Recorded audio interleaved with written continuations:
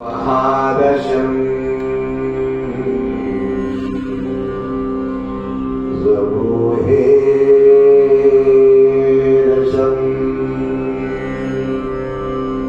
शलोम शांति शलोम शांति शलोम। तभी ఈ అరచేతులను నీ మేకుకున్న ఇగో కమలంలో పెట్టాడు. నీ మేకులు కొట్టినటువంటి చేతులుగా అభిషేకిస్తుండగా తండ్రి, నీ అభిషేకాన్ని వీళ్ళ మీద నుంచి అద్భుతం జరిగించుకుని అడుగుతున్నాను తండ్రి. ఈ రోజు నుంచి ఈ చేతులు తల్లిదండ్రుల నుంచి పుట్టినగానే ఈ చేతులు సృష్టికర్తైనటువంటి యేసయ్య చేతులుగా నువ్వు ట్రాన్స్ఫార్మ్ చేసుకుని ఈ చేతుల్లో నుంచి వచ్చే అభిషేకం నీ రాజ్యాన్ని కట్టే దిశలో ఉంచమని యేసు నామములో ప్రార్థన చేస్తూ మీ పాదములు స్తోత్రమని చెప్పండి. నోరు విప్పి గట్టిగా మీ పాదములు స్తోత్రములు.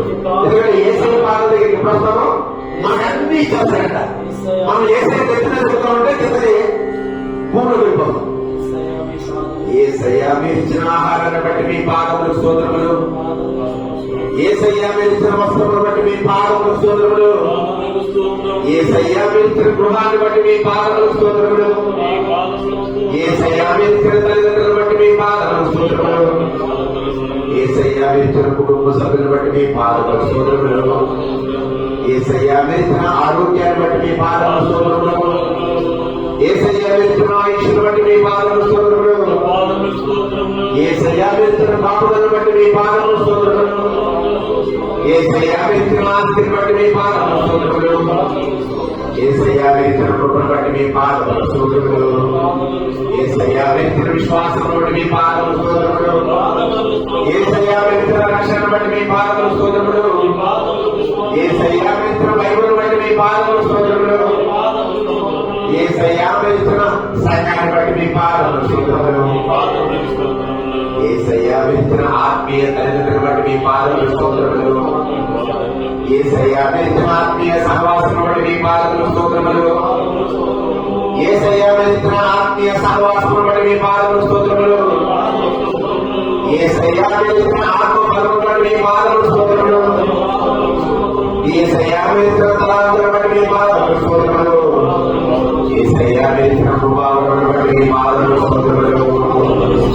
యేసయ్య ఈ రోజు ఈ యొక్క టీంని కాకినాడ నుంచి తీసుకొచ్చి కో కెనడాగా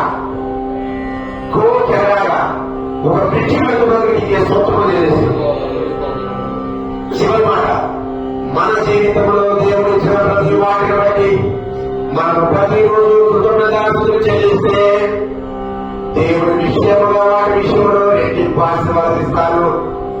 ఉదాహరణకు దావీదు దేవుడిని స్తుతించినప్పుడు దేవుడు అతనిని గొర్రెలు కాచుకునే స్థితి నుండి రాజుగా హెచ్చించాడు.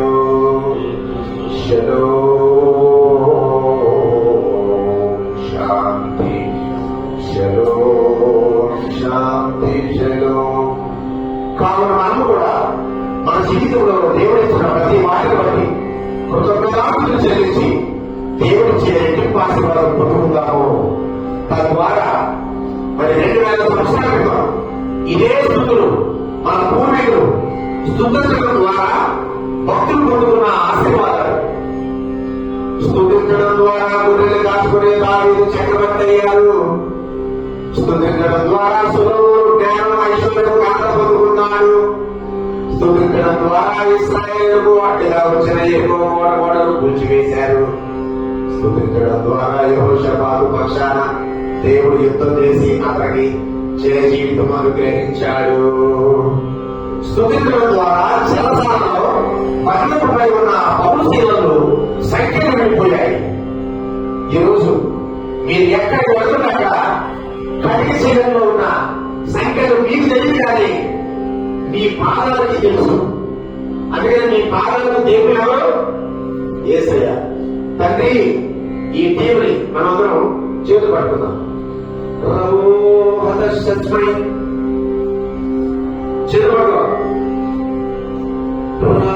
రాజువు నీవే